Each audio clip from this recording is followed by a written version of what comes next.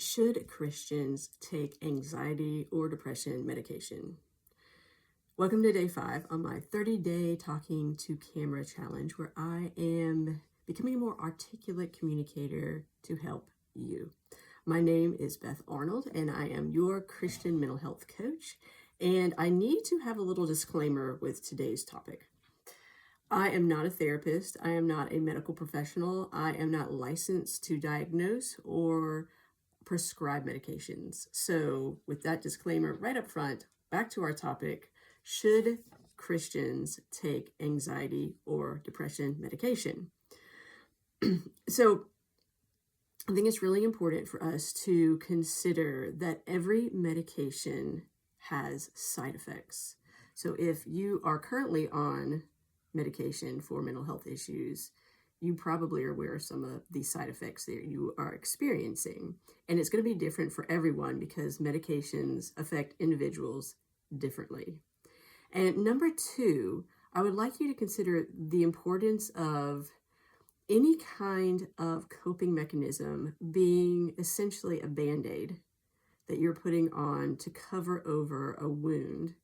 And if you are taking medication, I would strongly encourage you to also be addressing the deeper issue, because if you have anxiety, if you have depression, most likely there's a reason behind that issue that you're experiencing.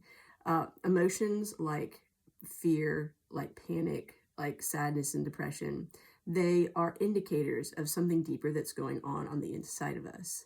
And so instead of just slapping on some kind of pill, you need to dig a little bit deeper to find out what's going on.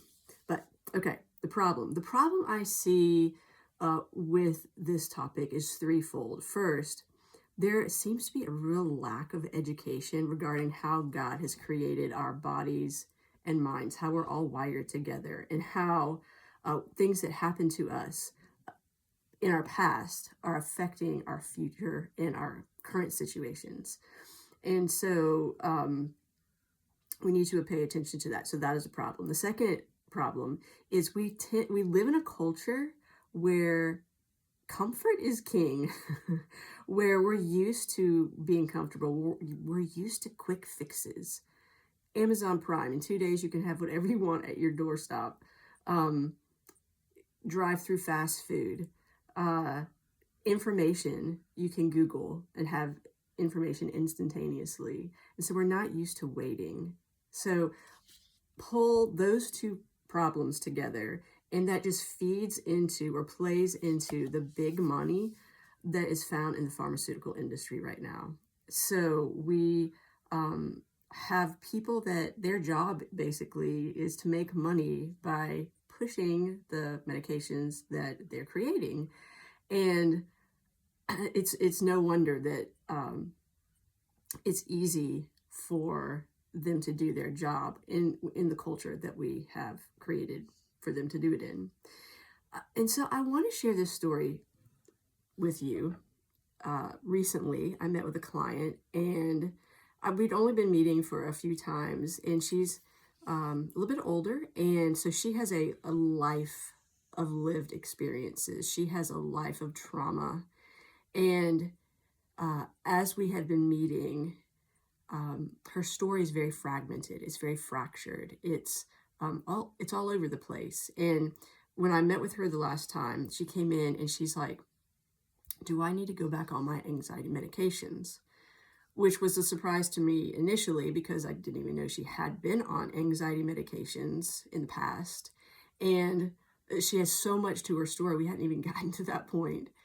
And I just wanted her to pause just a minute and say, there's a lot of things we haven't talked about yet. There's a lot of things we haven't tried yet.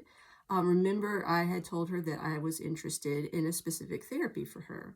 And so she was game to try. And she did beautifully. She responded beautifully to the therapy that we tried. And by the end of our session, she was so relaxed that she wanted to fall asleep. I asked her to rate her level of anxiety from when she came in to after the therapy that we tried. And she said she went from a 10 on a scale of 0 to 10. She went from a 10 to a 0. And it only took 10 minutes. And I was like, okay, what do you think about medication now? And she's like, I had no idea that there were things that we can do that actually will regulate our nervous systems and heal our deepest wounds.